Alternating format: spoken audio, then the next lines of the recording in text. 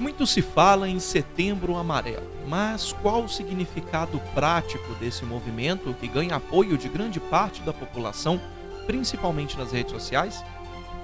Talvez possa pensar, mas isso está tão longe da minha realidade? Mas na verdade não está. Talvez aquele vizinho, amigo, parente próximo esteja pensando em suicídio e você ainda não percebeu. Como identificar essas pessoas e como podemos ajudá-las? Talvez a partir do início dessa reportagem você tenha começado a imaginar se alguém do seu círculo de amizade, um vizinho ou um familiar, já pensou em tirar a própria vida. Não é nenhum exagero pensar que essas pessoas estejam tão próximas de nós. De acordo com o CVV, o Centro de Valorização da Vida, que é uma associação que presta serviços voluntários e gratuitos de apoio emocional e prevenção ao suicídio, a cada 45 minutos um brasileiro tira a própria vida. Por isso, o mês de setembro, um mês inteirinho, é destinado à campanha de conscientização e prevenção ao suicídio. E o tema é bem sugestivo: falar é a melhor solução. Por isso, nós decidimos falar sobre o assunto. Nesta minissérie com 3 reportagens, nós vamos abordar temas como fatores de risco e prevenção, quais os mecanismos gratuitos e públicos de ajuda à população e como é possível mudar o pensamento e ter estímulos para viver mais e melhor.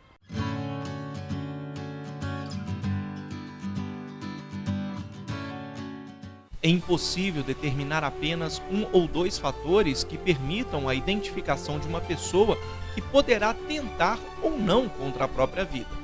Independente do credo ou condição social, se veio ou não de uma família estruturada, enfim, a única coisa que podemos afirmar é que esse pensamento não está apenas ligado à depressão, ansiedade ou transtornos mentais. Porque existem esses comportamentos, né, igual eu falei, como os fatores de risco que sinalizam para a gente, né, que faz a gente prestar um pouco mais de atenção, mas tem os fatores de proteção juntos, né, que equilibram essa situação, né. Então, a pessoa que tem capacidade de se relacionar, de resolver seus problemas, que faz parte de um grupo social, né, que tem vínculo com as pessoas, né. Aí, por exemplo, tem o desemprego como fator de risco e tem o emprego como fator de proteção, né? Então eles andam assim, um equilibrando o outro. Por isso que a gente fala que não tem como diagnosticar e como fechar num fator de risco só. A pessoa que apresenta tal fator, ela vai fazer isso. Não, né? Precisa de toda uma observação, uma escuta, né? Uma escuta atenta para poder entender o histórico daquela pessoa, o histórico de vida. Um fator de risco também muito importante é o abuso sexual, né? Histórico de abuso sexual também. Todos esses eventos traumatizantes, estressantes, né? O importante é a gente entender primeiro o que é um grupo de risco, né?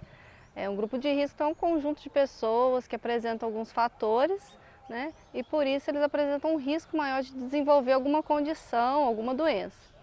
Mas quando a gente fala de suicídio, a gente tem que entender que é multifatorial.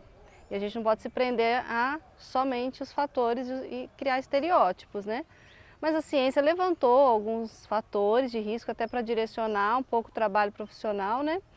E dentre eles, os mais importantes, né? Considerando que não são só esses, né?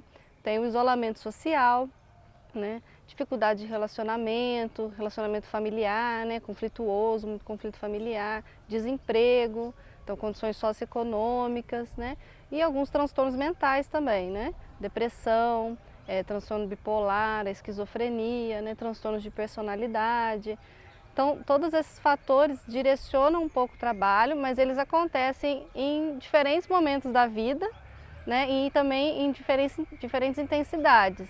Então, precisa ter muito cuidado para a gente não fechar como algo muito engessado, né? Não existe a pessoa que está dentro dessa situação, ela tem um potencial maior, mas não se fechar num estereótipo.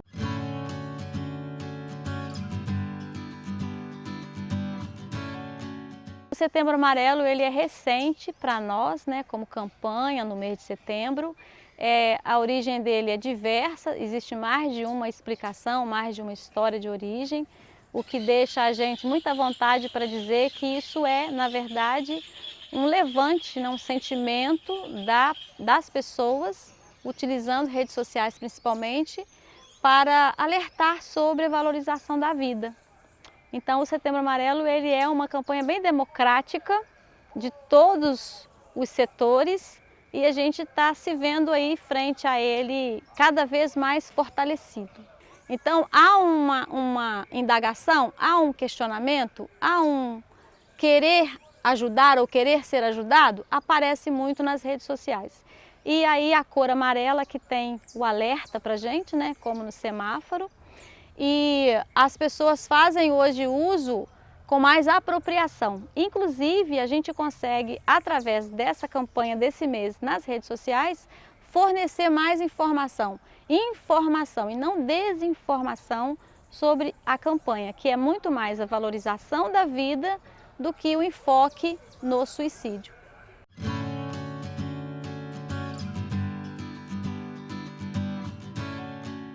Então, sobre os mitos, a ideia de que se eu falo sobre um assunto, aquele assunto pode ser mais fortalecido para o comportamento da pessoa, então eu não falo em morrer, não deixo a pessoa falar que quer morrer, porque senão ela vai tentar atentar contra a vida dela.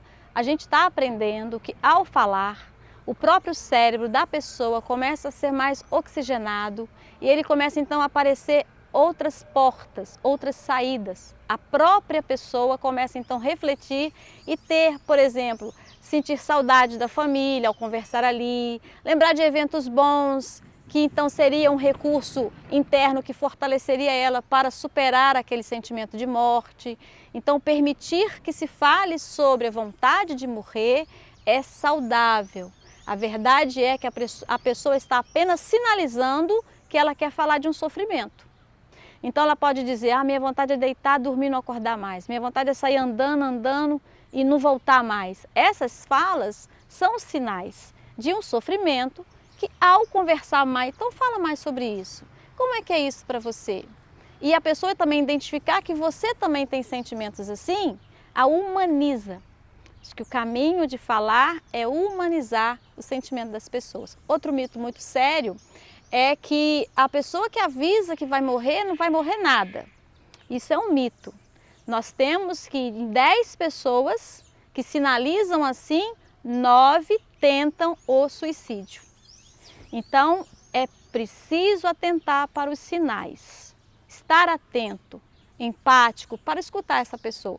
Sempre nessa pegada da humanização. É verdade, eu também já senti assim.